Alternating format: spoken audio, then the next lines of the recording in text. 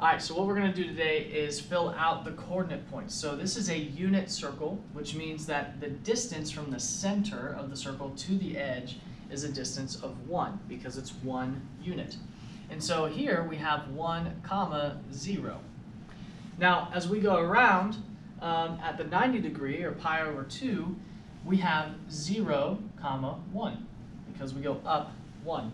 As we continue around, we're going left now, so this would be -1, 0. So left 1, up and down, none. And here we go straight down, so this would be 0, -1, and then finally going back all the way around to 1, 0. So if you can remember that, there is going to be a pattern that helps us. What I would like to do is actually we're going to start with the y values first. So we're going to go all the way around the unit circle, and we're going to do the y values. And then we're going to go all the way around the unit circle and take care of the x values. So everything is going to be an x, y. How far right do I go and how far up do I go to have this hypotenuse or this distance of 1? Because the distance from the center of the circle to the edge is going to be 1 in a unit circle. So starting with 0, notice x, y, we're going to always do the y values first. And there is a pattern. Part of this you're going to have to memorize, but some of it, there is a pattern that you can see. So we start with 0, and if we go around, notice how the y value is 1. So we're starting with 0, and we're going toward 1 in this case. So everything is always going to be over 2, so that'll be nice. But we start with 1, 0, 1, so this will be 1/2. And then 2, so we have radical 2 over 2. And then 3. Radical 3 over 2. Now, where are we getting these? If you wanted to do right triangle trig for every single angle measure, then you would find these coordinate points. We are not going to do that. We are going to take the shortcut, and you will have to eventually have this memorized. But the pattern is easier once you do it a lot. So we start with 0, find wherever 0 is located, it's in the y value, and we're going toward 1, and so we have 0, 1 over 2, 2 over 2, 3 over 2. You just need the square roots in the numerator for both of those. And then we get back to our whole 1. Okay, find where our y value is 0, and we're going to go toward our y value being 1. And so 0, 1 over 2, 2 over 2, 3 over 2. So 0, 1 over 2, 2 over 2, 3 over 2, 1. Now, those are our y values. Our y value is positive in these first two quadrants. So let's talk about that. This is quadrant 1, and this is quadrant 2. So y values are always positive in the first two quadrants. As we get to quadrant 3 and 4, so here's quadrant 3, and then here's quadrant 4, our y values are going to be negative. So as we write our coordinate point, we need to make sure we're including the negative sign with it.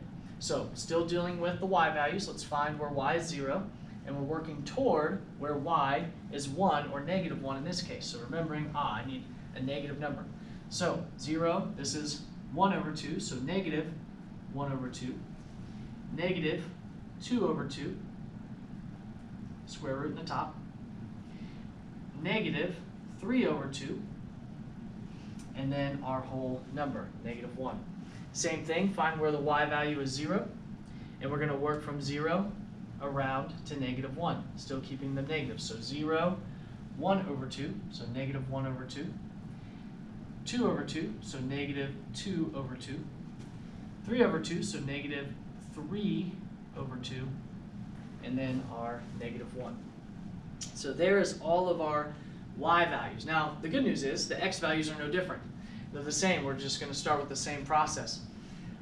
In this case, our x values are positive on the right side of our unit circle. As we get to the left side, our x values are going to be negative, so we'll have to keep that in mind. Find where x is 0, and we're going to work our way around to 1. And you'll see these are opposite, the reciprocals, kind of. They reflect each other. So 0, and then 1 over 2, 2 over 2, 3 over 2. So notice how 1/2 always goes with radical 3 over 2. 1/2 radical 3 over 2. Radical 2 over 2 always goes with itself, radical 2 over 2. Those are always going to be at your 45-degree angle marks, and that will always be true. These others are going to be at your 30 and 60. They're going to be the opposite. Find where x is 0 and work our way to where x is 1. In this case, it's -1, so we need our negative signs. So 0, this is -1 over 2, -2 over 2, -3 over 2, and then -1. And again, finding where x is 0 and working our way to where x is 1, in this case -1, so we need our negative signs here. So 0, 1 over 2, so -1 over 2, -2 over 2, and -3 over 2. So 0, 1/2, 2 over 2, 3 over 2, our whole number. Finally, quadrant 4, find where x is 0, and we're working to where x is 1. 1 is positive, so that means our numbers are going to be positive for the x values here, and it's because we're off to the right. So 0, 1/2, so 1 over 2, 2 over 2, and 3 over 2. Now, you're not going to get this after the first time, but you do need to practice this so that you can get used to it, and I think you'll find it's not too bad. The other thing I want you to notice too is that the quadrants. So here's quadrant 1, quadrant 2, 3, and 4. So it goes counterclockwise, just like drawing an angle measure.